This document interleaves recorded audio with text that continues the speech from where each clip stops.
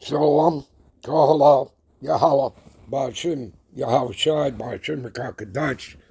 Much honors and respects to the apostles and others, great millstone, and to all the brothers out there doing the work in sincerity and truth, rightfully dividing the word of truth. You do that through your precepts. I say Shalom. Back for another quick four-part lesson. We're going to title it The Cup. Okay, and that cup is known as the cup of dreads, the cup of abominations, the cup of slavery. And it was a cup that we had to drink. Okay? And now Esau is going to drink of that cup. So let's get started here. Revelations 11:18. And I'll read you both, the King James and the NLT. The nations were angry, and thy wrath is come. The wrath for the wicked, okay, for Esau, Edom, the self-proclaimed white man. And the time of the dead, that they should be judged, and that thou should give this reward unto thy servants, the prophets, who, again, his secrets are revealed unto, and the mysteries that have been hidden for ages, but now are made manifest unto his saints, the same people, the prophets, the elect of Israel. Okay? They're the only ones who are going to come into this understanding of the scriptures, because it's not given unto the whole world. Okay?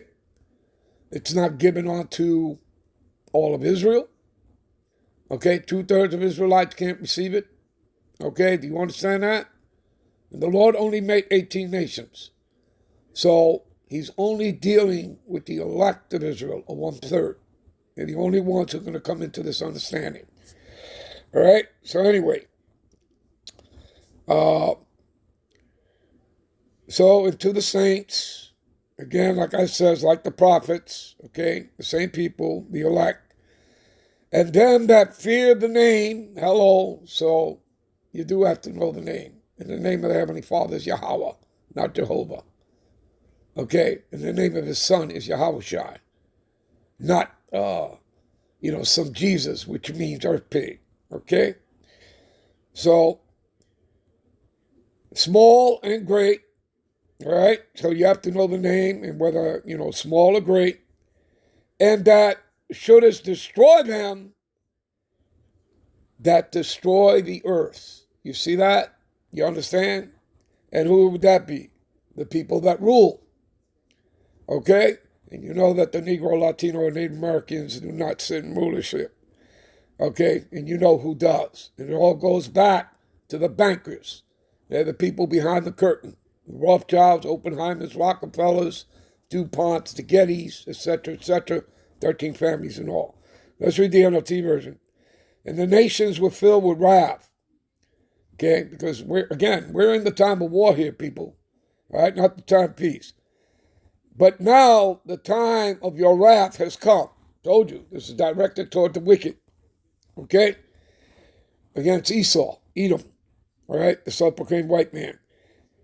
It is time to judge the dead, right?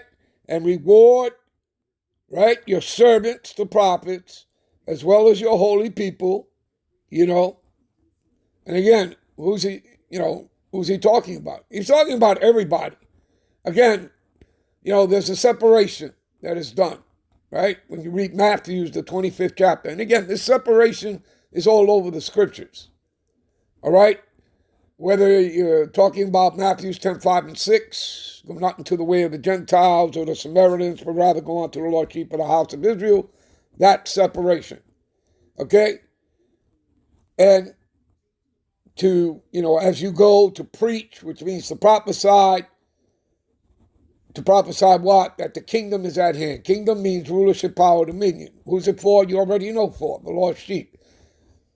Again, what is that? Luke 12:32, fear not, little flock, it is your Father's good pleasure to give you the kingdom. Go into the word flock, is talking about the sheep, the Lord sheep of the house of Israel. That's who the kingdom is for, rulership, power, dominion. So when you understand that this stuff, separation, is all throughout the scriptures, where the Lord is telling you to come out of her, my people, be ye separate, you'll have to understand. It's all clear. This stuff is all throughout the scriptures. Okay? And anyway, you know what? We're going to end this here. We'll be right back with parts 2, 3, and 4. All right? And we'll continue this conversation and this lesson and hit the other precept. Shalom.